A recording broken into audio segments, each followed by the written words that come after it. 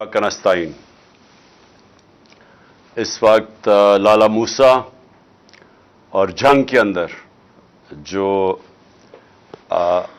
آپ سب اکٹھے ہوئے ہیں اس ملک کے پاکستانی باشعور شہری، تو میں آپ کے سامنے سب سے پہلے ایک بات رکھنا چاہتا ہوں کہ آج ایک تماشا ہو رہا ہے لندن میں، اور یہ کسی دنیا کے ملک میں اس طرح کا تماشا نہیں ہوتا کہ پچھلے 5 دن سے پاکستان کا 3-4 دن سے پرائم منسٹر بھی گیا ہوا ہے اور بھی لوگ گئے ہوئے ہیں، اور مقصد ان کا کیا ہے؟ وہاں جا کے فیصلہ ہو رہا ہے کہ پاکستان کا آرمی چیف کون بنے گا۔ میں ذرا اپنی ساری قوم کو کہتا ہوں کہ ذرا غور کریں کہ اس ملک کے ساتھ کیا ہو رہا ہے، کہ جو ہماری نیشنل سیکیورٹی کا سب سے اہم عہدہ آرمی چیف کا، اس کا فیصلہ کدھر ہو رہا ہے؟ لندن میں بیٹھ کے۔ فیصلہ کون کر رہے ہیں؟ اس ملک میں ایک کنوکٹڈ آدمی، ایک سزا یافتہ آدمی، ایک مفرور جھوٹ بول کے ملک سے باہر گیا، دوسری دفعہ جھوٹ بول کے ملک سے باہر گیا، وہ فیصلہ کر رہا ہے۔ اس کے ساتھ اور کون ہے؟ اس کے بیٹے ہیں جو اس ملک سے باہر بھاگ کے گئے احتساب سے، ان کے دور میں، نون لیگ کے دور میں۔ اور کیوں گئے؟ کیونکہ وہ جواب نہیں دے سکتے تھے کہ اربوں روپے کی پراپرٹیز ان کی لندن میں کدھر سے آئیں، اور انہوں نے کہا ہم پاکستان کے شہری نہیں ہیں۔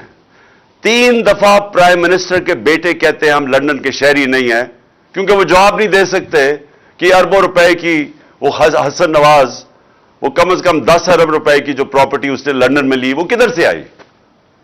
ساتھ ہے ان کی بیٹی جو پینما میں اس کے نام پہ یہ 4 بڑے بڑے محلات کا انکشاف ہوا تھا، جو سب نے حسین شریف نے کہا کہ الحمدللہ ہمارے ہیں، نواز شریف نے کہا ہمارے ہیں، لیکن یہ نہیں بتا سکتے کہ پیسہ کدھر سے آیا۔ تو وہ وہاں بیٹھے ہوئے ہیں، اسحاق ڈار کے بیٹے وہاں بیٹھے ہوئے ہیں جو کہ ملک سے باہر بھاگے ہوئے ہیں، اور اسحاق ڈار بھی ملک سے باہر بھاگا تھا جب تک NRO نہیں دیا، اور ہینڈلرز نے اس کو یہ یقین دہانی نہیں کی کہ فکر نہ کریں آپ آ جائیں تو آپ کو کوئی نہیں پکڑے گا۔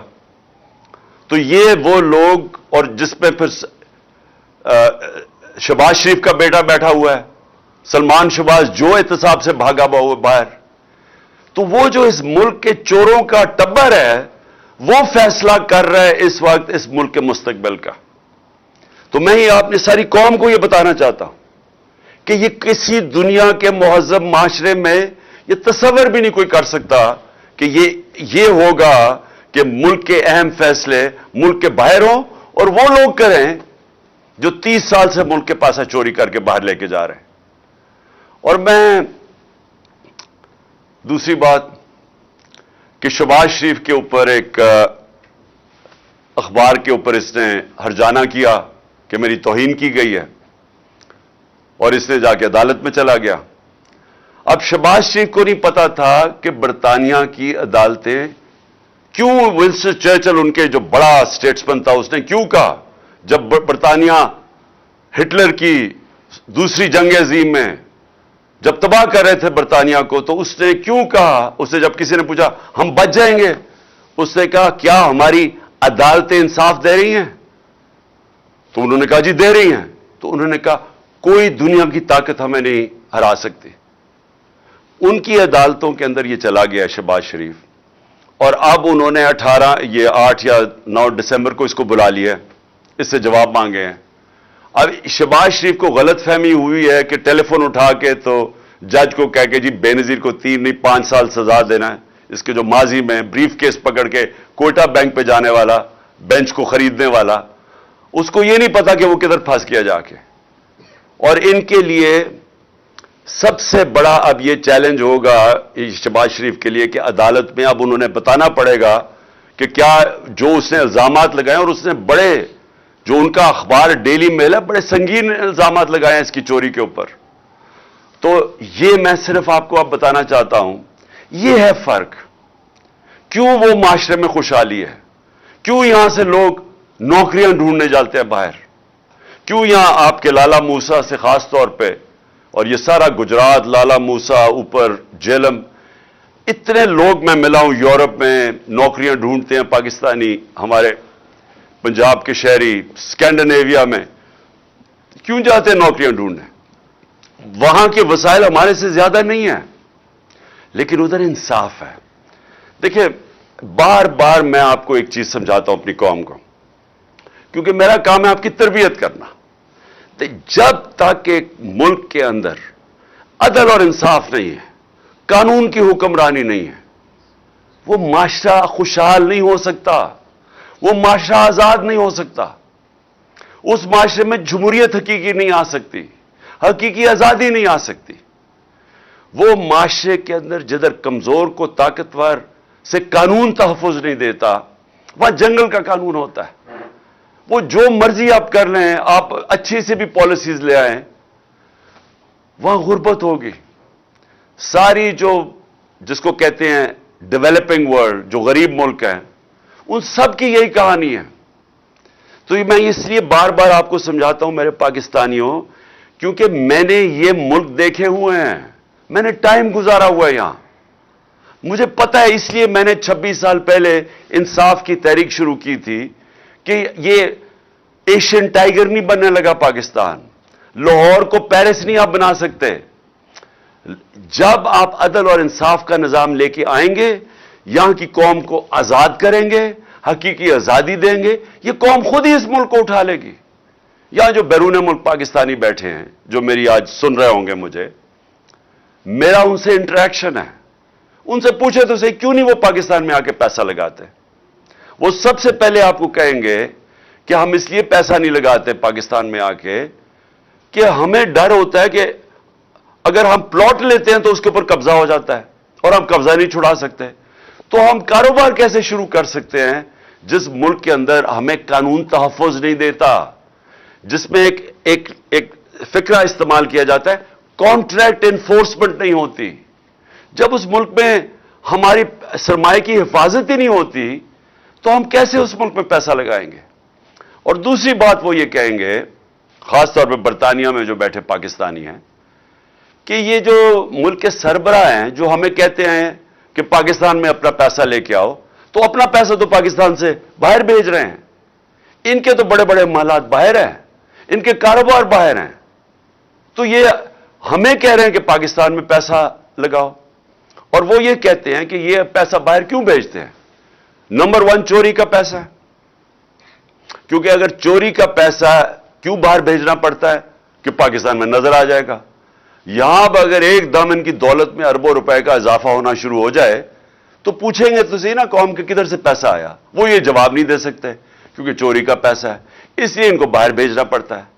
اور یاد رکھیں جب باہر بھیجتے ہیں، اور میں یہ بار بار آپ کو اس لیے بتاتا ہوں کہ جب آپ کا ملک کا پیسہ چوری کر کے، جس طرح یہ ٹی کیس ہے شہباز شریف کا اور بیٹوں کا، کہ یہ پوری ایک گاڑی میں پیسہ، پہلے وہاں سے ان کے ماڈل ٹاؤن کے گھر سے وہ گاڑی میں پیسہ رکھا جاتا تھا، پھر پولیس گارڈ لے کے جاتی تھی ہنڈی اور حوالے، جدھر سے یہ پیسہ ڈالر میں چینج ہوتا تھا اور پھر باہر بھیجتے تھے، اور پھر جو پیسہ پاکستان منگوانا ہو تو وہ ایک ان لوگوں کے نام پہ لے کے آتے تھے جو کبھی پاکستان سے باہر ہی نہیں گئے، مثلا، اور زرداری بھی یہی کرتا تھا، تو وہ پاپڑ والا اور چینی والا اور یہ وہ لوگ ان کے پاسپورٹ لیتے تھے اور کہتے تھے جی انہوں نے باہر سے ریمیٹنسز بھیجی ہے۔ تو خود ہی قانون بنایا تھا 1992 میں کہ جی اگر باہر سے کوئی پیسہ بھیجے گا تو کوئی سوال نہیں پوچھا جائے گا، اور یہ حدیبہ پیپر مل بھی یہی کیس تھا، زرداری کا بھی یہی کیس ہے، وہ جو فیک اکاؤنٹس کا ان کے بھی یہی کیس ہے۔ تو یہ وہاں سے انہوں نے پیسے باہر پہلے چوری کر کے، چوری کا پیسہ باہر، ریمیٹنس سے واپس جس کی ضرورت ہے، باقی پیسہ ان کا باہر پڑا ہے۔ جو ان کا زیادہ تر مال ہے، یہ دونوں بڑے بڑے خاندانوں کو، یہ باہر پڑا ہوا ہے پاکستان سے، اور بڑی شان و شوکت میں وہاں رہتے ہیں، اور یہ اس ملک کا المیہ ہے کہ یہ ہر تھوڑی دیر کے بعد ان کو این آر او ملتا ہے، پھر واپس آتے ہیں، پھر لوٹتے ہیں، پھر پیسہ باہر لے جاتے ہیں۔ اور یہ آپ کے سامنے ہو رہا ہے اس وقت، یہ جو تماشا ہے کہ سارے جناب لندن کی طرف دیکھ رہے ہیں، چور بیٹھ کے فیصلہ کر رہے ہیں کہ پاکستان کا آرمی چیف کون ہوگا۔ یعنی مجھے حیرت ہوتی ہے کئی دفعہ کہ یہ جب ہم ہم نے ہم یہ سوچتے ہیں کہ یہ اللہ یہ ہم کس دنیا میں رہ رہے ہیں کہ کسی بھی دنیا کے ملک میں یہ مجھے کوئی بتا دے، میں برطانیہ میں پتہ نہیں کتنے 20-30 سال گزارے ہیں، کوئی سوچ سکتا ہے وہاں کی اس طرح کی چیز ہو؟ کوئی سوچ سکتا ہے کہ برطانیہ کے پرائم منسٹر کی باہر پراپرٹیز پڑی ہوں، اور اگر پڑی ہوں تو وہ ایک دن بھی آفس میں رہ سکتا ہے جب تک جواب نہ دے؟ کوئی سوچ سکتا ہے کہ ملک کے باہر پرائم منسٹر آئے باہر بھاگ جائے جب اس کا احتساب ہو، واپس آ کے پھر اوپر بیٹھ جائے، کیسز معاف ہو جائے، اور پھر جب اس کو پھر پکڑنے لگے پھر باہر بھاگ جائے اور قوم کے فیصلے باہر سے کرے؟ یہ ساری قوم ذرا سوچے اس کے اوپر کہ اس کا کوئی مہذب معاشرے کے اندر اس طرح کی مثال نہیں ہے۔ اور پھر ہم کہتے ہیں کہ جی آرمی چیف کے میرے اوپر بھی 1-2 الزام لگائیں، جی اس کا ہم نے متنازع کر دیا، اس کا آرمی چیف کا۔ میں نے تو کبھی متنازع نہیں کیا، میں تو کہتا ہوں جو میرٹ کے اوپر آرمی چیف ہے اس کو بنانا چاہیے۔ مجھے تو کوئی اپنا آرمی چیف نہیں چاہیے، پھر سے نہ مجھے اپنا کوئی جج چاہیے، نہ مجھے کوئی اپنا آئی جی چاہیے، نہ مجھے اپنا کوئی نیب کا ہیڈ چاہیے، مجھے تو بہترین میرٹ کے اوپر لوگ چاہیے، ان کو چاہیے۔ ہر آدمی ان کا اپنا ہونا چاہیے۔ اب پنڈی اسلام آباد کا شہباز شریف نے آئی جی بنایا، اس کو سزا ہونے والی تھی، سیف سٹی کیس میں اس آئی جی کو اس کو سزا ہونے والی تھی، اس نے اٹھا کے اس کو آئی جی بنا دیا۔ کیوں بنایا اس کو؟ کیونکہ وہ کرپٹ ہے، وہ اب اس کی خدمت کرے گا، وہ اس کا ہر ناجائز کام کرے گا۔ اس لیے اس طرح ملک تباہ ہوتے ہیں کہ اداروں کے اوپر لوگوں کو اس لیے نہیں لے کے آتے کہ وہ میرٹ پہ اور ملک کا فائدہ ہوگا اور ادارے کو مضبوط کرے گا، ان کو اس لیے لے کے آتے ہیں کہ یہ ان کے غلط کام کریں گے، اور یہی انہوں نے کروایا آج تک۔ عدلیہ کے اندر انہوں نے ڈنڈے مار کے جب چیف جسٹس سجاد علی شاہ جیسا دیانتدار جج کو جب بھگایا وہاں سے اور پھر پیسے رشوت دے کے اس کو جب ہٹایا، تو یہ اس لیے نہیں کہ ان کو کوئی فکر تھی کہ پاکستان کی عدلیہ ٹھیک کام نہیں کر رہی، اس لیے کہ وہ ان کے نیچے نہیں تھی، ان کی غلامی نہیں کر رہی تھی، ان کے غلط کاموں کے اوپر غلاف نہیں ڈال رہی تھی، چھپا نہیں رہی تھی۔ تو جب جن لوگوں کی پوری تاریخ ہی یہ ہو تو وہ لوگ پاکستان کے آرمی چیف کا فیصلہ کریں گے لندن میں بیٹھ کے؟ اور میں ان سے بھی پوچھنا چاہتا ہوں جو ان کے ہینڈلرز ہیں، کیا ان کو فکر نہیں ہے پاکستان کی؟ کیا ان کو نہیں سمجھ آ رہی ہے کیا ہو رہا ہے ملک کے اندر؟ کیا ان کو تب نہیں سمجھ آ رہی تھی جب یہ ایک چوروں کو اوپر مسلط کیا جا رہا تھا کہ انہوں نے ملک کے ساتھ کرنا کیا ہے؟ جو 30 سال سے ملک کو لوٹ رہے تھے ان کو پھر سے جب مسلط کیا انہوں نے، تو کیا ان کو یہ نہیں نظر آ رہا تھا کہ انہوں نے کرنا کیا ملک کے ساتھ؟ تو یہ جو ہو رہا ہے یہ ہونا تھا، کیونکہ انہوں نے ماضی میں بھی یہی کیا ہے۔ میں یہ سوال پوچھتا ہوں کہ کون ذمہ دار ہے اس کا کہ جو پاکستان چھوڑ کے گئے تھے ہم، جو عدم اعتماد سے پہلے مارچ کے اندر جو پاکستان تھا، مجھے وہ بتائیں۔ آج پاکستان کی بزنس کمیونٹی سے پوچھیں، پاکستانی کسانوں سے پوچھیں، پاکستان کے مزدوروں سے پوچھیں کہ وہ کس طرف پاکستان جا رہا تھا۔ 17 سال کے بعد ہماری بہترین ملک کے اندر دولت میں اضافہ ہو رہا تھا، جس کو گروتھ ریٹ کہتے ہیں۔ تیسرے سال میں 5.7% ہماری اکانومی گرو کی، اور چوتھے سال میں 6%۔ اور انشاءاللہ اگر ہمیں یہ سازش کے تحت نہ ہٹاتے، ہم نے 7% پہ جانا تھا۔ جو تیل کا تھا، جو اصل ہمیں جھٹکا پڑا تھا تیل کی قیمتیں تو نیچے آ گئی ہیں۔ تو ہم نے جو اپنے لوگوں کو مہنگے ڈیزل اور پیٹرول سے بچایا تھا سبسیڈائز کر کے، وہ ہم یہی سوچ رہے تھے کہ ہم روس سے سستا تیل لیں گے، اور دوسری چیز ہم اور چیزوں سے پیسہ نکال کے، یعنی اور اپنی ڈیولپمنٹ فنڈ سے پیسہ عوام کو سبسیڈائز کریں گے تاکہ بوجھ نہ پڑے عوام پہ، تاکہ مہنگائی نہ ہم روک کے رکھیں۔ انہوں نے آتے ساتھ ہی پہلے تو انہوں نے مہنگائی آسمانوں پہ چلی گئی، ہماری 15 سے 16 تک گئی ہے ہماری مہنگائی ہمارے دور میں، اور انہوں نے شور مچایا ہوا تھا۔ یہاں 27% ہے آج مہنگائی، 50 سال کے بعد سب سے زیادہ مہنگائی ہے آج پاکستان میں۔ اور انہوں نے ان کی وجہ سے، کیونکہ یہ اکانومی نہیں ہینڈل کر سکے، آج روپیہ ان کے دور میں तकरीबन 39 रुपया गिरा है, 49 रुपया डॉलर महंगा हुआ है। इनके दौर के अंदर आज पेट्रोल डीजल की कीमतें किधर हैं, हमारे दौर में किधर थी? इनके दौर में बिजली की कीमत आज किधर गई है, जो आज लोगों से पूछें कि जो उनको बिजली के बिल आ रहे हैं। अभी जो गैस की शॉर्टेज आने वाली है और जो गैस की कीमतें हैं ये सर्दियों में, इनके दौर में आज देखना आप किधर आ रही हैं, जो इन्होंने IMF से मान चुके हैं। तो मैं सवाल यह है कि हमारे दौर में भी IMF था, हमारे दौर में भी कोरोना की वजह से महंगाई थी, आलमी महंगाई थी, लेकिन वो दौर देख लें मार्च का और ये आज देख लें, 6 महीने में ये मुल्क किधर पहुंचा है। आज वो मोटरसाइकिल मैन्युफैक्चरर से पूछ ले कि उनका क्या हाल हुआ है। आज वो मोटर वालों कितनी कारें बिक रही हैं, वो आज देख ले क्या हाल हुआ है। इंडस्ट्री जो तारीखी, हमारे सालों के बाद हमारी इंडस्ट्री तेजी से ऊपर जा रही, तकरीबन 26%, वो आज 0 पे पहुंच गई है। इसके अलावा इसकी वजह से बेरोजगारी बढ़ेगी। फैसलाबाद में 8 लाख लोग बेरोजगार हो चुके हैं, वही फैसलाबाद जिधर मजदूर नहीं मिल रहा था मार्च के अंदर। तो मैं सवाल ये पूछता हूं कि ये जो हैंडलर्स लेके आए हैं और ये जो आज तमाशे हो रहे हैं पाकिस्तान से, कौन जिम्मेदार है इसका? किसने जवाब देना है इसका? कौन बताएगा कि ये कौम को किधर से किधर ले गए हैं? आज पाकिस्तान के पास जो दौलत में इजाफा हो रहा था वो हो ही नहीं रहा। ग्रोथ रेट का मतलब कि दौलत में इजाफा होता है। जब ग्रोथ रेट नीचे आता है और ये आप ये सोच रहे हैं कि अब ये पहुंच जाएगा 6% जो हमारे दौर से, अब ये पहुंच जाएगा तकरीबन 1% से भी कम। जब दौलत के अंदर इजाफा कम होगा तो इससे क्या होगा? इससे ये होगा कि हमने कर्जे तो देने हैं, कर्जे लिए हुए हैं, कर्जों की किस्तें वापस करनी है। तो जब हमारी दौलत में इजाफा ही नहीं हो रहा तो कर्जों की किस्तें कैसे वापस करेंगे? किधर से पैसा आएगा? आज यह हाल हो गया है कि हमें कर्जे लेने पड़ते हैं कर्जों की किस्तें वापस करने पे। तो कर्जों में डूबता जा रहा है मुल्क, और जो दौलत बढ़ रही थी वो अब बढ़ नहीं रही। दौलत के अंदर इजाफा होगा तो कर्जे वापस करेंगे, वो तो अब नीचे जा रहा है। हमारी टैक्स कलेक्शन नीचे जा रही है, हमारी एक्सपोर्ट्स नीचे जा रही हैं, जो बैरून मुल्क पाकिस्तानी रेमिटेंसेस भेजते थे वो नीचे जा रही हैं। तो इस दौलत नीचे जा रही है मुल्क की। तो ये किसने, कौन जिम्मेदार है इसका कि इन चोरों को हमारे ऊपर मुसल्लत किया? ये कौम सवाल पूछेगी। तारीख ये चीज नोट कर रही है कि ये जो हुआ है इस मुल्क के साथ, कौन कौन लोग जिम्मेदार हैं इसके।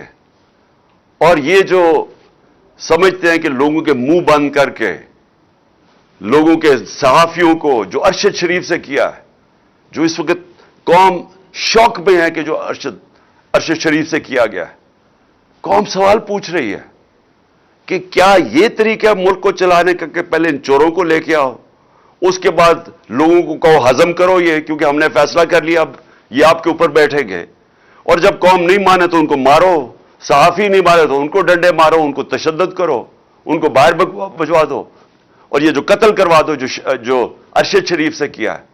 फिर आजम स्वाति जैसे लोग जो उससे किया इन्होंने, कि उसने कोई तनकीद कर दी, वो कौन सी उसने इतनी बड़ी क़यामत थी कि उसको नंगा करके बच्चों के सामने पहले मारो, फिर नंगा करके तशद्दुद करो, और फिर जो वीडियो दी है, यानी इससे तो कोई सारी आज कौम दंग है कि कोई इतना भी नीचे गिर सकता है कि किसी को ब्लैकमेल करने के लिए आप मियां बीवी की वीडियो डाल दें।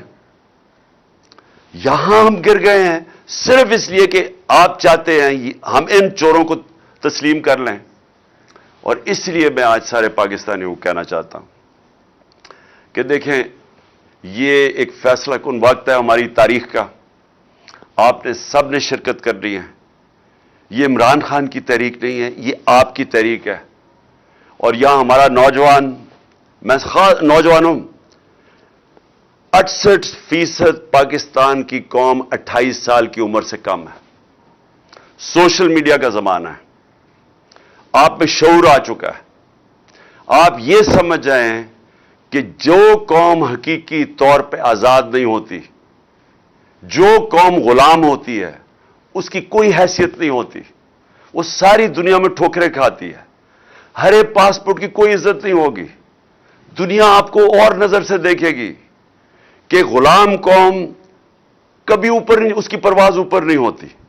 غلام قوم صرف انصاف سے آزاد ہوتی ہے، اور یہ حقیقی آزادی کی تحریک ہے ہی انصاف لینے کے لیے۔ جب تک ہمارے حقوق نہیں ملتے، انصاف ہمیں نہیں ملتا، ہماری عدلیہ ہمارے حقوق کی حفاظت نہیں کرتی طاقتور سے، جب تک طاقتور قانون میں نہیں آتا، قانون کے نیچے نہیں آتا، جب تک اس ملک کی جو پوٹینشل ہے، جو اللہ نے اس ملک میں صلاحیتیں دی ہیں، جو اثاثے دیے ہوئے ہیں اس ملک کو، جو نعمتیں بخشی ہیں، وہ صرف تب اوپر آئیں گی جب اس ملک میں انصاف ہوگا، قوم آزاد ہوگی، آزاد قوم میں ہی حقیقی جمہوریت آتی ہے، اور اس کے بعد خوشحالی آتی ہے۔ کسی کو باہر جانے کی ضرورت نہیں پڑے گی اس ملک سے، اللہ نے سب کچھ دیا اس ملک کو، لیکن اس کے لیے سب کو جدوجہد کرنی پڑے گی، کیونکہ میں بار بار کہتا ہوں، آزادی پلیٹ میں رکھ کے کوئی نہیں دیتا، زنجیریں گرتی نہیں ہیں، توڑنی پڑتی ہیں، آزادی چھیننی پڑتی ہے۔ پاکستان زندہ باد۔